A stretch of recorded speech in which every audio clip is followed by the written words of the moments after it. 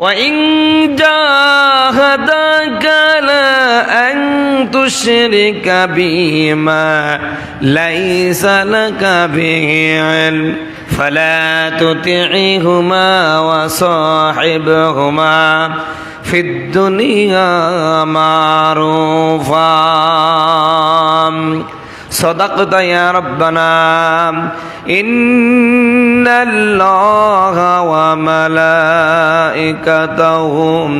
يصلون على النبي يا أيها الذين آمنوا صلوا عليه وسلموا تسليما সকলে আমরা দুরূদ শরীফ আল্লাহুম্মা সাল্লি আলা মুহাম্মাদিন নবিয়্যিল উম্মি ওয়া আলা আলিহি ওয়া সাহবিহি ওয়া বারিক ওয়া সাল্লিম আল্লাহু আল্লাহ আল্লাহ আল্লাহ ইনিল হুকমু ইল্লা লিল্লাহ লা ইলাহা ইল্লাল্লাহ মুহাম্মাদুর রাসূলুল্লাহ আল্লাহু আল্লাহ।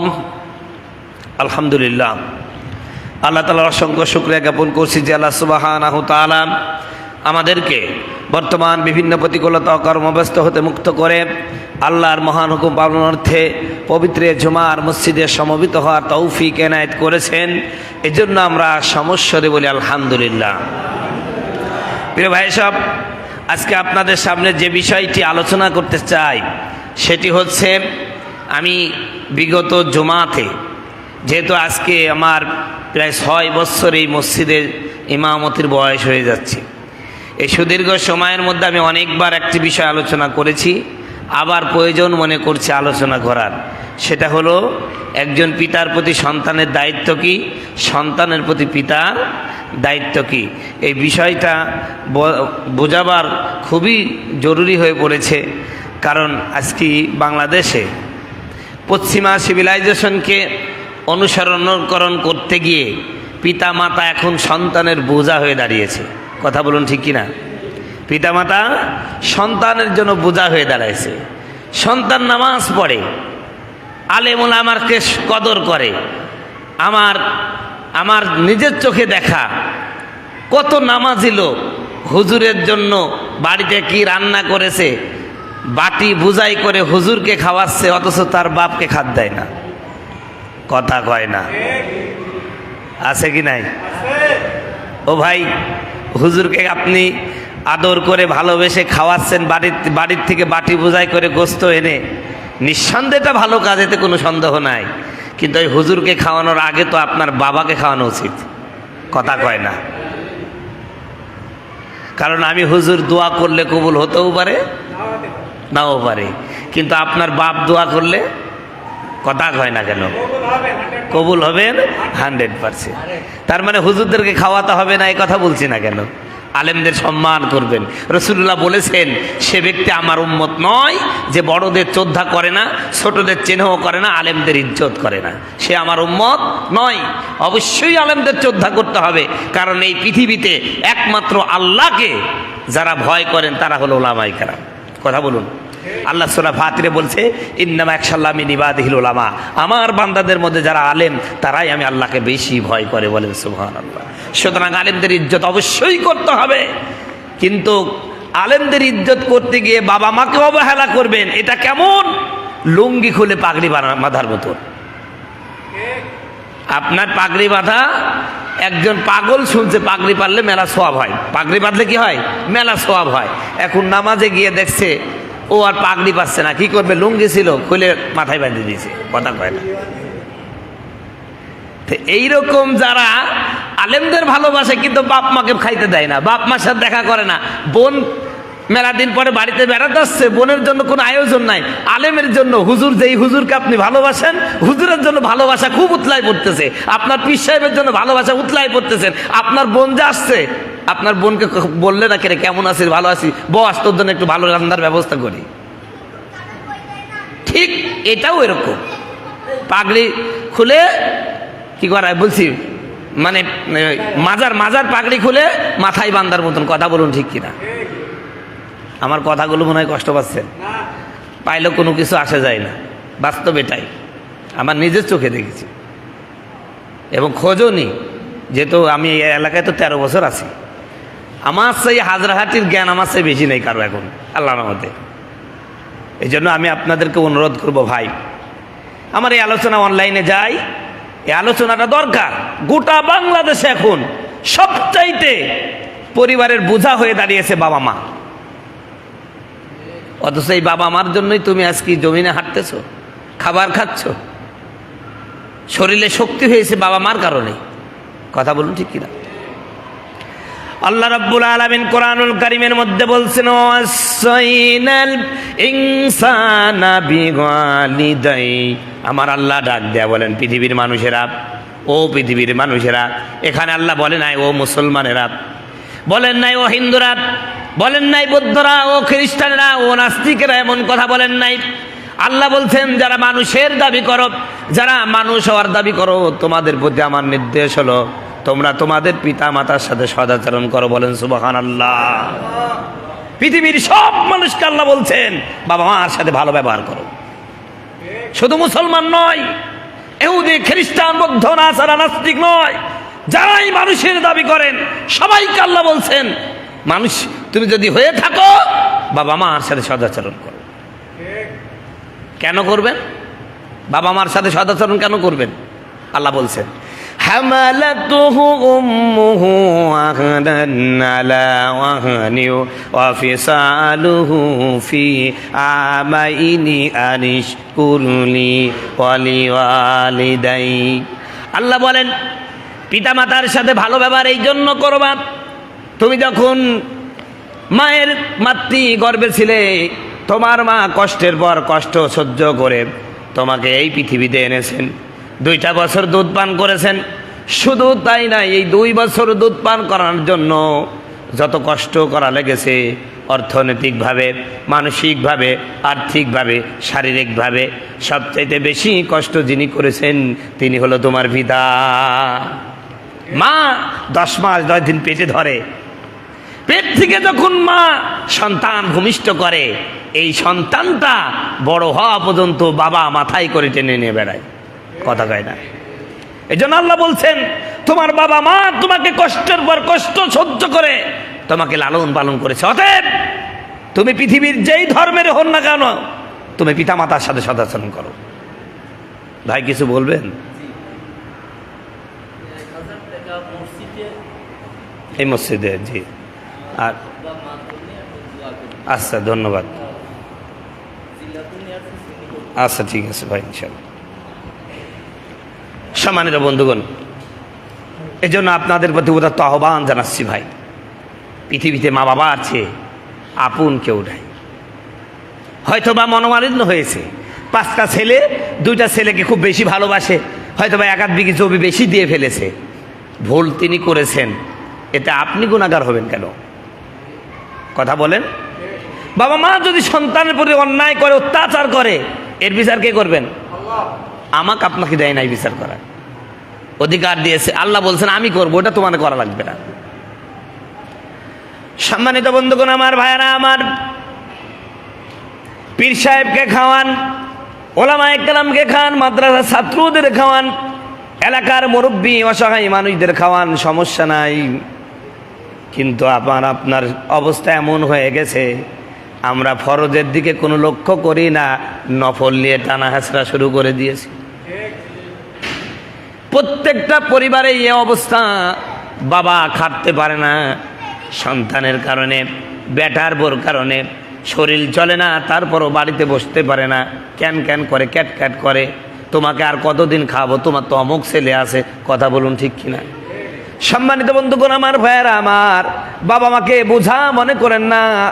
এই পৃথিবীতে যারা বাবার খেদমত করে, মার খেদমত করে, আল্লাহ পাক তাদেরকে অভাব দেন না, বরং আল্লাহ রাব্বুল আলামিন তাদেরকে সমাজে সম্মানিত করে। কথা বলুন ঠিক কিনা? সম্মানিত বন্ধুগণ, আমার ভাইয়েরা, আমার আমি আপনাকে হাদিস থেকে শোনাই। গতকালকেই আমি ক্লাসে পড়ালাম, আল্লাহর নবী মুহাম্মদ রাসূলুল্লাহর সাহাবী বলতেছেন, একদিন আমার নবী গোশত কাটতেছেন, নবীজি নিজে গোশত চুরাচ্ছেন। এমতো অবস্থায় একজন বৃদ্ধা মহিলা হাঁটতে হাঁটতে নবীজির কাছে আসলেন। আসার পরে একদম নবীর কাছাকাছি গিয়ে শরীরের সাথে মিশায়া বসে পড়ল। আমার নবী তখন দাঁড়ায় গেলেন, শরীর থেকে চাদরটা খুলে সুন্দর করে বসতে দিলেন। এক পর্যায়ে নবীজির কানটা বৃদ্ধা মহিলার মুখের সাথে লাগায় দিলেন। বৃদ্ধা মহিলা ছোট ছোট করে কি যেন বলল। এরপরে এই মহিলার কথাবার্তা যখন শেষ হয়ে এলো, নবীজি আবার উঠে দাঁড়ালেন। মহিলাটা হাঁটতে হাঁটতে রওনা দিল। আমরা চিনতে পারলাম না মহিলাটাকে। সাহাবীরা প্রশ্ন করলেন, ইয়া নবী আল্লাহ, এই পৃথিবীতে আপনার চেয়ে জ্যেষ্ঠ মানুষ কেউ নাই, এই পৃথিবীতে আপনার চেয়ে মহামানব কেউ নাই, সম্মানের অধিকারী কেউ নাই, সেই বিশ্ব নবী মুহাম্মদ রাসূলুল্লাহ, যার সম্মান আকাশচুম্বী, সেই নবী তার শরীরের চাদরটা খুলে দেয় একজন বৃদ্ধা মহিলার জন্য। আমরা তো চিনতে পারলাম না, বুঝতে পারলাম না। নবীজি বললেন, তোমরা চিনো না, এই বৃদ্ধা মহিলা আমার দুধ মা। জোরে বলেন সুবহানাল্লাহ।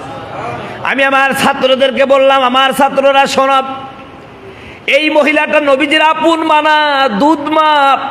দুধ মার জন্য যদি নবীজি এমনটি করতে পারে, তাহলে যেই মা আমাদেরকে জন্ম দিয়েছেন সেই মার জন্য আমার তো মনে হয় পিঠের চামড়াগুলো যদি আমরা খুলে দিতাম তাও ঋণ শোধ হতো না। কথা বলুন ঠিক না?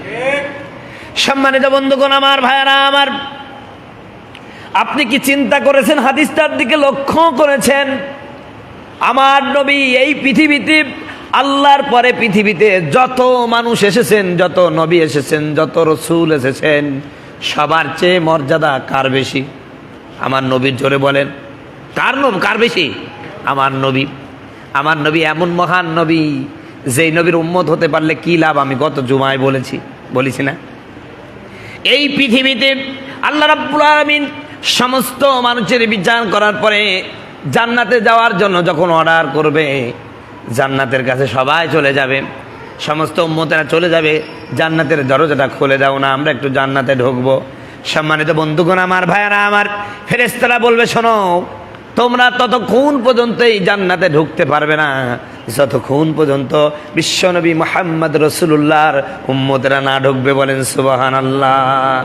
একজন নবী আসিল গো সোনার মদিনায়, একজন নবী আসিল গো সোনার মদিনায়। ওরে যার প্রেমেতে মজনু হলো, যার প্রেমেতে মজনু হলো খুদে রব্বানা, একজন নবী আসিল গো সোনার মদিনায়। সম্মানিত বন্ধুগণ, আমার ভাইয়ারা আমার, বিশ্বনবী মুহাম্মদ রাসূলুল্লাহর অন্য একটি রওয়ায়াতে বর্ণনা আছে, আমার বন্ধুগণ, আমার ভাইয়ারা, এই পৃথিবীতে অনেক নাদান সন্তান আছে, না বুঝে পিতামাতার সাথে অসৎ আচরণ করে ফেলে, কিন্তু পরবর্তীতে যখন হেদায়েত পাই হুজুরদের কাছে দৌড়ায় যায়, হুজুর, আমার বাবা মা যখন বেঁচে ছিল আমরা তো পিতামাতার সাথে খারাপ আচরণ করে ফেলেছি, এখন মারা গেছে, বাবা মার সাথে অসৎ আচরণ হয়ে গেছে, বাঁচার উপায় কি? আমার নবী তাও বলে গেছেন। নবীজির একজন সাহাবী হযরতে আব্দুল্লাহ ইবনে ওমর রাদিয়াল্লাহু তাআলা আনহু, হযরতে ওমর ইবনে খাত্তাবের সন্তান আব্দুল্লাহ ইবনে ওমর, তিনি একদিন কোথাও রওনা হয়েছিলেন, সাথে ছিল একটা গাধা এবং মাথায় ছিল একটা পাগড়ি। হঠাৎ করে একটা যুবক ছেলের সাথে দেখা হলো, বেদুইন। ওই বেদুইন যুবকটাকে ডাক দিয়ে বলল, এই বেদুইন, তুমি কি অমুকের ছেলে না? ওই যুবকটা মাথা নাড়িয়ে বলে, হ্যাঁ আমি অমুকের ছেলে। এই কথা বলার সাথে সাথে হযরত আব্দুল্লাহ রাদিয়াল্লাহু তাআলা আনহু মাথার পাগড়িটা খুললেন এবং নিজের বাহন, একমাত্র বাহন গাধাটা, তিনি গাধার থেকে নেমে বললেন, শুনুন ভাই, এই গাধাটা আপনি নেন, আর আমার এই মাথার পাগড়িটা আমি আপনাকে দিয়ে দিলাম। লোকটা কিংকর্তব্য বিমূঢ় হয়ে গেল, কে ভাই আপনি এসব দিয়ে দিবেন কেন? আপনি তো কষ্ট পাবেন, আপনাকে হেঁটে হেঁটে যাওয়া লাগবে, এই পাগড়িটা তো আপনি পরেন, আমারে দেবেন কেন?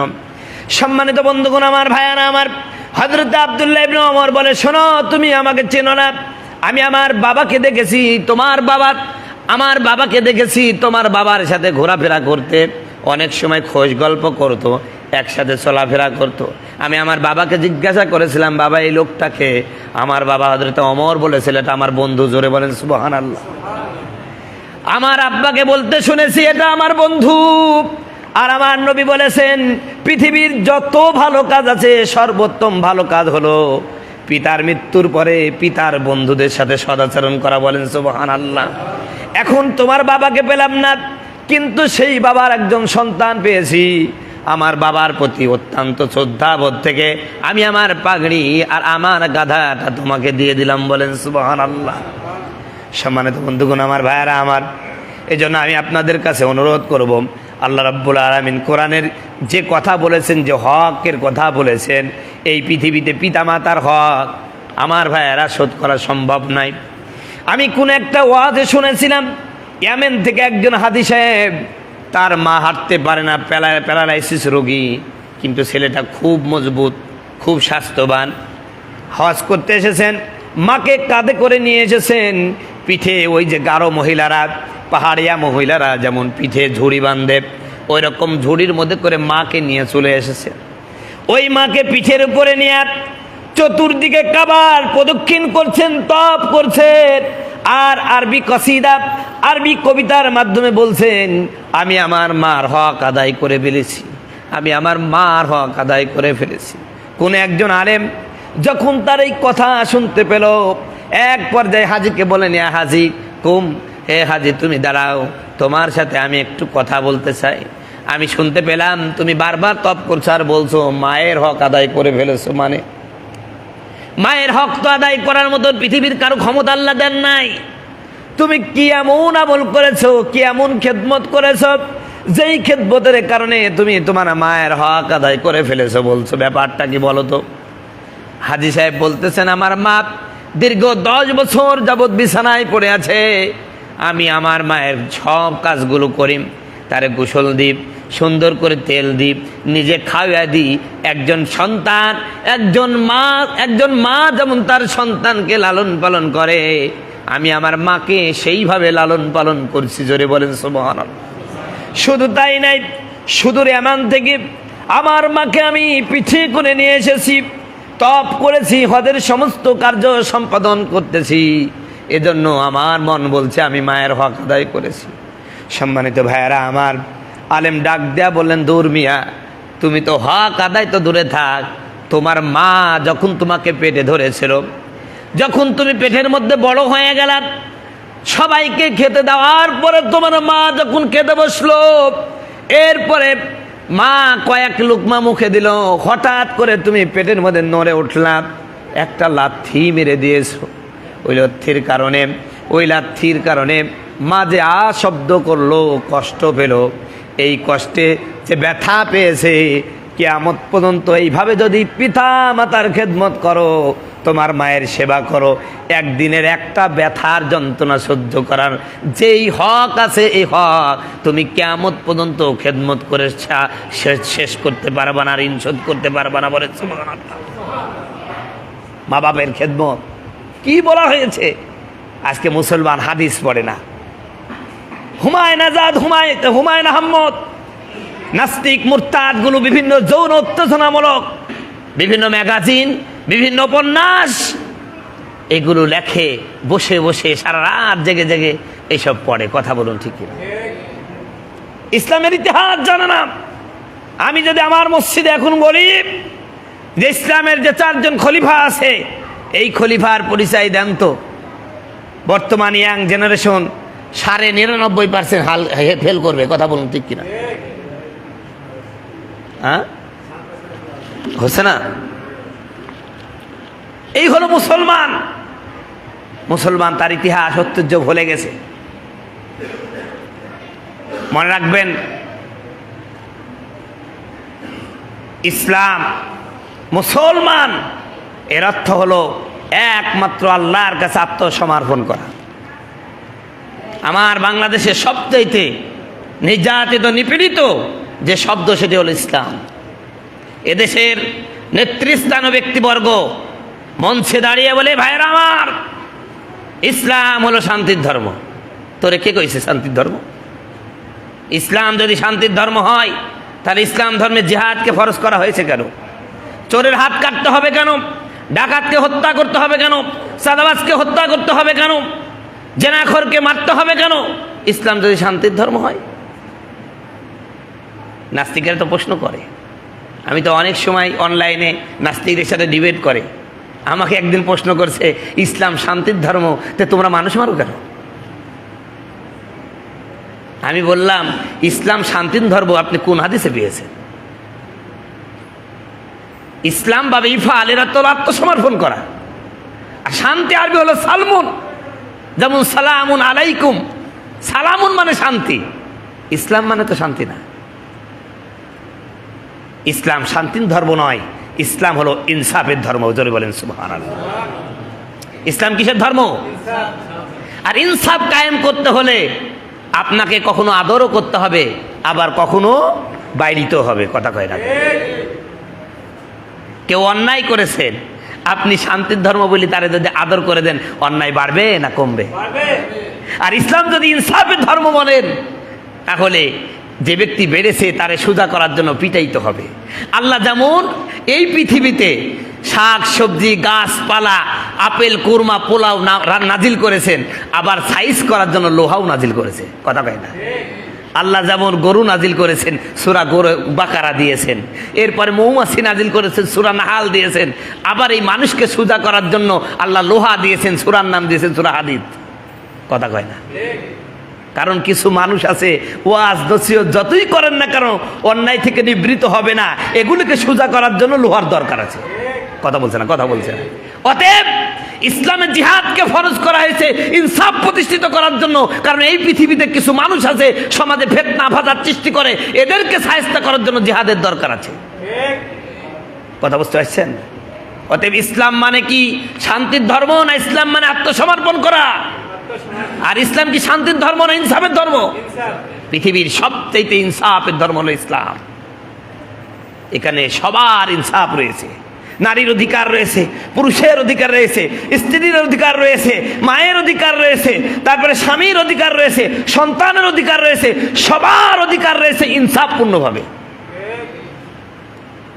সম্মানিত বন্ধুগণ আমার, ভাইয়ারা আমার, এজন্য আমি আপনাদের প্রতি উদাত্ত আহ্বান জানাচ্ছি, ভাই, মা বাবার চেয়ে বড় পীর এই পৃথিবীতে নাই। আমি বারবার বলছি, আবারও বলছি, শোনেন, পৃথিবীর কোনো পীরের দরবারে যাওয়া লাগবে না, আমি নুরুল আমিনের কাছে আপনার আশা লাগবে না। আপনি আল্লাহর হুকুম মানেন, মা বাবার সেবা করেন, মা বাবা যদি দোয়া করে আল্লাহ কবুল করবে। কথা বলুন ঠিক কিনা? আপনারা বাইজিদ বুস্তামির নাম শুনেছেন। এই বাইজিদ বুস্তামি জগৎ বিখ্যাত আল্লাহর ওলি হয়েছেন, অন্য কোনো আমল তার মধ্যে নাই। শুধুমাত্র আল্লাহর বিধান মানার সাথে সাথে মায়ের খেদমত করেছেন খুব ভালোভাবে। কথা বলুন ঠিক কিনা? আপনারা জানেন, অনেকেই শুনেছেন, গভীর রজনী, প্রচণ্ড শীত, মা বলল বাবা পানি খাবো। তিনি ঘরের কোনায় গেলেন, কোথাও পানি পেলেন না, দূরে রওনা হয়ে গেলেন, পানি আনলেন, এসে দেখেন মা ঘুমায় গেছেন। চিন্তা করলেন, এই মুহূর্তে যদি আমার মাকে আমি জাগিয়ে তুলি, মার ঘুম ভেঙে যাবে, কষ্ট পেতে পারে। সম্মানিত ভাইয়ারা আমার, হযরতে বাইজিদ বুস্তামি দাঁড়ায় রইলেন। যখন মা জেগে উঠবেন তখন তিনি পানি পান করাবেন। মা ঘুমায় আছেন, রাত পেরিয়ে গেল, ফজর উদিত হল, মুয়াজ্জিন আল্লাহু আকবার, আসসালাতু খায়রুম মিনান নাওম, এই ডাক যখন মায়ের কর্ণকুহরে পৌঁছায় গেল, মায়ের ঘুম ভেঙে গেল। চোখটি মিলে দেখেন তার কলিজার টুকরা বাইজিদ তার সামনে দাঁড়ানো। মার মনে নাই কেন দাঁড়ানো, ডাক দেয়া বলেন, বাবা এখানে দাঁড়ানো কেন, তোমার হাতে গিলাস কেন? ডাক দিলেন, মা গভীর রাত্রে আপনি পানি চেয়েছিলেন, ঘরের ভিতর পানি ছিল না, বাইরে থেকে পানি আনতে গিয়ে দেখলাম আপনি ঘুমায় গেছেন। আমি চিন্তা করলাম এই মুহূর্তে যদি আপনাকে ডাকি আপনি কষ্ট পাবেন, আপনার ঘুম ভেঙে যাবে। এই জন্য আমি সারা রাত ধরে আপনার শিওরের কাছে দাঁড়িয়ে আছি। বাইজিদের মা, আমার ভাইয়ারা, অন্তর খুশি হয়ে গেল, সন্তানকে চুমু দিলেন, বিছানায় শুইয়া দিয়ে আল্লাহর কাছে দোয়া করলেন, আল্লাহ আমি জনম দুঃখিনী গর্ভধারিণী মা, আমার বাইজিদ আমার জন্য আজকে যা করলো আমার কলিজা খুশি হয়ে গেছে। আল্লাহ তুমি আমার বাইজিদকে সুলতানুল আউলিয়া বানায়া দাও। বলেন সুবহানাল্লাহ। সম্মানিত ভাইরা আমার, আমি আজ আশ্চর্য হয়ে গেছি। হযরতে বাইজিদ বুস্তামির জীবনী যখন পড়ছিলাম, বাইজিদ বুস্তামি শুধুমাত্র মায়ের দোয়ায় নিজেই ওলি হয় নাই, অসংখ্য মানুষের জন্য দোয়া করে আল্লাহ পাকের ওসিলায় আমার আল্লাহ পাকের রহমতে ওই মানুষগুলোকে গুনাহ থেকে মুক্ত করে দিয়েছেন। বলেন সুবহানাল্লাহ। হযরতে বাইজিদ বুস্তামি একবার হজ মৌসুমে হজ করতে গেলেন। হজের সমস্ত কাজ শেষ করার পরে আল্লাহর কাছে দোয়া করলেন, রব্বুল আলামিন, তোমার বান্দারা পৃথিবীর বিভিন্ন প্রান্ত হতে বড় কষ্ট করে তাদের কষ্টার্জিত টাকা সব কিছু খরচ করে পরিবারকে দূরে সরিয়ে দিয়ে তোমার ঘর জিয়ারত করেছে। এই যে হাজার হাজার মানুষ জিয়ারত করলো, এত কষ্ট করলো, তুমি কি সবার হজ কবুল করেছো? আল্লাহ, তুমি যদি সবার হজ না কবুল করে থাকো, আমি বাইজিদ দোয়া করি তুমি এখানে যতগুলো তোমার মেহমান আছে সবার হজগুলো তুমি কবুল করে নাও। জোরে বলেন সুবহানাল্লাহ। আমার আল্লাহ রাব্বুল আলামিন বাইজিদকে ইলহাক করলেন, বাইজিদকে জানাই দিলেন, ও বাইজিদ, এখন যারা হজ তোমার সাথে সম্পাদন করলো সবার হজ কবুল করে নিলাম, কিন্তু একজন ব্যক্তির হজ আমি কবুল করতে পারবো না। আমার আল্লাহ রাব্বুল আলামিনের এই কথা শুনে বাইজিদ আশ্চর্য হয়ে গেলেন, কি ব্যাপার, কি এমন পাপ করেছে যে এই পাপের কারণে আল্লাহ তুমি ওই লোকটার হজ কবুল করবা না? আয় আল্লাহ, হজ কবুল করা লাগবে না, আমি ওই লোকটাকে একটু দেখতে চাই। আমার আল্লাহ এলহাক করে দিলেন, অমুক পাহাড়ের অমুক পাদদেশে ওই লোকটার বাড়ি আছে, গিয়া যাও, ওখানে গিয়া দেখো লোকটা ওখানে বসা আছে। সম্মানিত বন্ধুগণ, আমার ভাইয়ারা, আমার হযরতে বাইজিদ বুস্তামি হজের সমস্ত কাজ সম্পাদন করে রওনা হয়ে গেলেন। দূর দূরান্ত থেকে আমার ভাইয়ারা পথের পর পথ চললেন। এক পর্যায়ে পাহাড়িয়া ওই এলাকায় যাওয়ার আগে যখনই ওই লোকটার দিকে চোখ পড়েছে, সাথে সাথে এই লোকটা চিল্লায় বলেন, হ্যাঁ বাইজিদ, আমি তোমার চিনি, তুমি তোমার মায়ের দোয়ায় আল্লাহর ওলি হয়েছ, আমার কাছে এসে লাভ নাই। প্রতি বছরই তোমার মতন কত ওলি আসে, আমার সাথে দেখা করে যায়, কিন্তু আমার দোয়া কবুল হয় না, আমার হজ কবুল হবে না, অতএব আমার কাছে আসে লাভ নাই। হযরতে বাইজিদ বুস্তামি কিংকর্তব্য বিমূঢ় হয়ে গেলেন, কিরে, এই লোকটার আমারে কোনোদিন দেখে নাই, ওর সাথে আমার পরিচয় নাই, আমার নামটা জানলো কি করে? বাইজিদ বুস্তামি বলল, শোনো, তোমার হজ কবুল হয়েছে কি না হয়েছে ওটা আমার জানার দরকার নেই। আমার প্রশ্ন হলো, তুমি তো আমাকে কোনোদিন দেখো নাই, আমার সম্পর্কে জানো না, কিন্তু তুমি আমার নাম জানলে কি করে? আমাকে দেখা আমার তো চিনলে কিভাবে? এই কথাটা তুমি কি আমারে বলবা নাকি? হযরতে বাইজিদ বুস্তামির জবাবে বলেন, ও বাইজিদ বুস্তামি, শোনো, আমার মা ছিল বড় ধার্মিক, বড় আল্লাহওয়ালা। একদিন স্ত্রীর সাথে মনোমালিন্য হলো, আমি আমার স্ত্রীর কথায় মাকে একটু কড়া কথা বললাম, একটা ধাক্কা মারলাম, উঠানের মধ্যে পড়ে গেল। মা কষ্ট পেয়ে বলল, আল্লাহ, যেই সন্তানকে আমি কষ্ট করে লালন পালন করলাম ওই সন্তান আজকে আমারে ভুলে গেল। স্ত্রীর কথা শুনে আমার গায়ে হাত তুললো, আল্লাহ, তুমি তার জীবনের কোনো আমল আর কবুল করো না। কে বলে দিয়েছেন? মা বলে দিয়েছেন। কারে? ধরে বলেন না ভাই, কারে? আল্লাহরে বলে দিয়েছে। পিস্তুলের গুলি মিস, মায়ের দোয়া কি নেই, মিস নেই, কবুল হয়ে গেছে। কিছুদিন পরে ভুল বুঝতে পারলো, মায়ের পা জড়াই ধরছে, মা ভুল করেছি, তুমি মাফ করে দাও। তো মা বলল, ঠিক আছে, মাফ করে দিলাম, আল্লাহ তোরে জেনে যেখানে রাখে আল্লাহ যেন তোর সাথে সম্পর্ক ঠিক রাখে। কথা বুঝতে পারছে? বাইজিদ বুস্তামিকে ডাক দেয়া বলেন, বাইজিদ বুস্তামি, আমার মা বলল, হায় আল্লাহ, আমার সন্তান যেখানেই থাকে আমার সাথে যেন আল্লাহর কানেকশন থাকে। ওই যে কানেকশন, ওই কানেকশনের কারণে আমার মায়ের দোয়া কবুল হয়ে গেল। এবার আমি যতবারই হজ করি আমি জানি প্রতিবার একজন করে লোক আমার কাছে আসবে। আমি এর কাছে কে আসবে আমি আমার আল্লাহকে জিজ্ঞাসা করি। আমার আল্লাহ রাব্বুল আলামিন এলাকের মাধ্যমে মায়ের দোয়ার কারণে আমাকে সব বলে দেয়। জোরে বলেন সুবহানাল্লাহ। বাইজিদ বুস্তামি কয় রে কি, যার হজ কবুল হয় না সে আল্লাহর সাথে ডাইরেক্ট কথা কয়। বাইজিদ বুস্তামি উনি হাতটা তুলে বলেন, আল্লাহ, এতদিন পর্যন্ত এর সাথে যারা দেখা করতে আসছে আমার মতন তো না, আমিও তো বাইজিদ বুস্তামি হয়েছি আমার মায়ের দোয়ায়। আল্লাহ, আমি দোয়া করতেছি, তুমি তোমার এই বান্দারে মাফ করে দাও। আল্লাহ পাক বাইজিদ বুস্তামির দোয়া কবুল করলেন। বললেন, শোন, আমি মাফ করব ঠিক, কিন্তু তারে প্রাথমিক শাস্তি পাইতেই হবে। কিয়ামতের ময়দানে তার মা যেন মাফ করে দেয় সেই ব্যবস্থা করব। কেমনে? কয়, কিয়ামতের ময়দানে ওরে আমি যখন জাহান্নামে দিব, ওর মাকে আগে দাঁড় করাই দেব। সন্তান যখন মায়ের সামনে দিয়ে জাহান্নামে যাবে, ওই মা আর তো সহ্য করতে পারবে না, ওর মা যখন বলবে আল্লাহ আমার সন্তানরে তুমি মাফ করে দাও, আমি মাফ করে দেবো বলে, কিন্তু যাওয়া লাগবে। কথা বোঝাতে পারলাম? অতএব প্রিয় হাজরাটিবাসী, সময় শেষ, আর কথা বাড়াচ্ছি না। একটা কথা বলি ভাই, মা বাপকে ভুলে যেন না।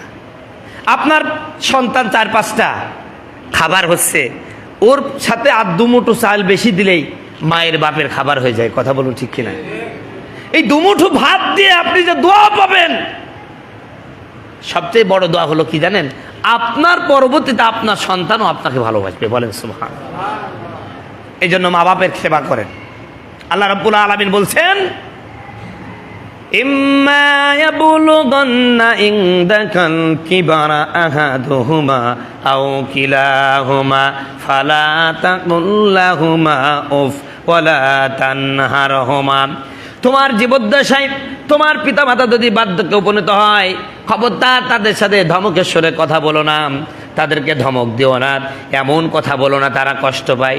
বরং অকফিদ লাহুমা জানাহাদ যুল্লি মিনার রহমা, বরং তাদের সাথে সদাচরণ করো, সুন্দর আচরণ করো, আর তাদের জন্য দোয়া করো, রব্বির হামহুমা কামা রব্বায়ানি সগীরা।